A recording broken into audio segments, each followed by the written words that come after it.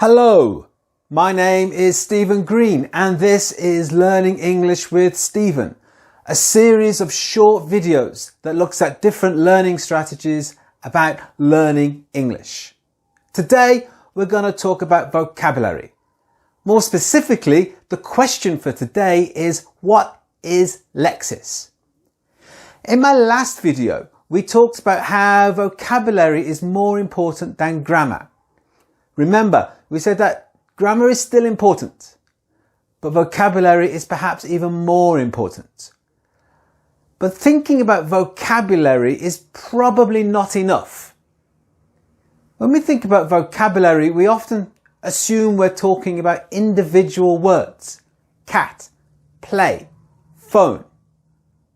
But this isn't really how our brains work. We don't get individual words and place them together to make a sentence.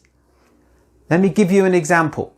If I want to offer something, I've got many different options to offer, but one particular option might be, would you like?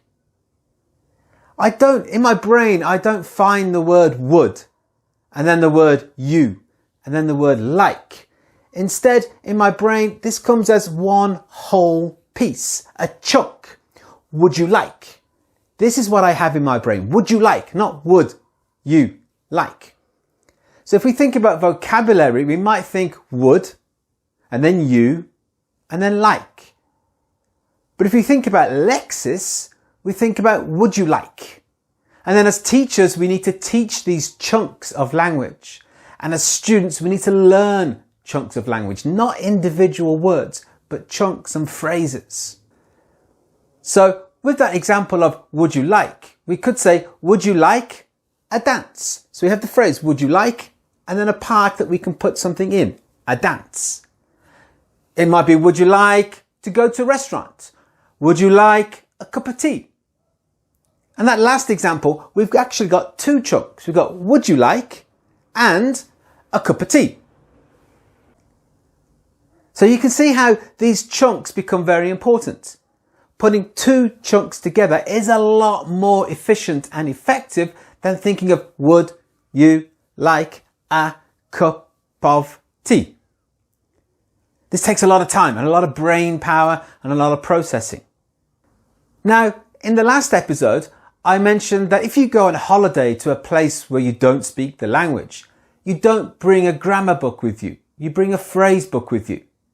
And that's true. And that proves to an extent that vocabulary or lexis is more important than grammar, because a phrase book has chunks of language, phrases that you can use quickly and efficiently.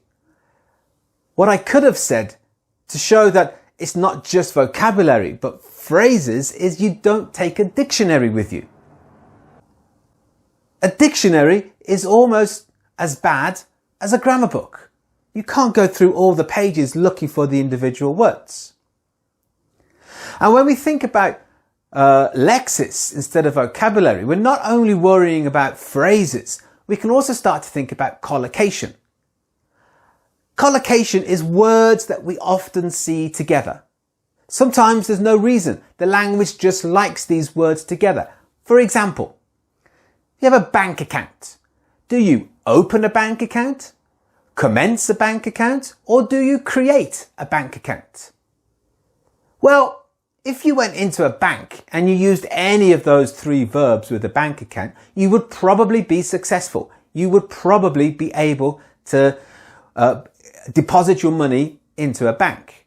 However, the one that is most common would be open a bank account. So open is a collocate with a bank account. Now this is a very fascinating area of study and something that I love thinking about. But we don't have time to go into it in a great amount of detail. And to be honest, students don't really need to worry about what is a collocation and different types of collocation. You just need to worry about paying attention to words that go together. So those are my main reasons why we should think about lexis instead of vocabulary, and then what lexis is, as opposed to individual words in vocabulary. And this is not true just for English. This is true for almost every language, I think. So what I'd like you to do before the next video is start to notice chunks of language. Start to notice phrases and collocations, both in English and in your own language. I'd also love it if you could subscribe to my channel so that you can get notifications of future videos. I'm going to be doing some more about vocabulary, and I'm going to do some stories about the origins of words. You can also follow me on Facebook and on Instagram. On both of those, my name is Learning English with Stephen. And finally, I have a website, englishwithstephen.com.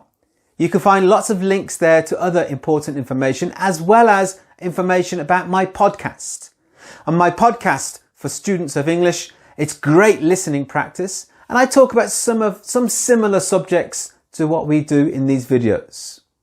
Okay, thank you very much for your time. I do appreciate you taking your time to watch my videos, and I hope you enjoyed it and I hope you learned something. Good luck and see you next time.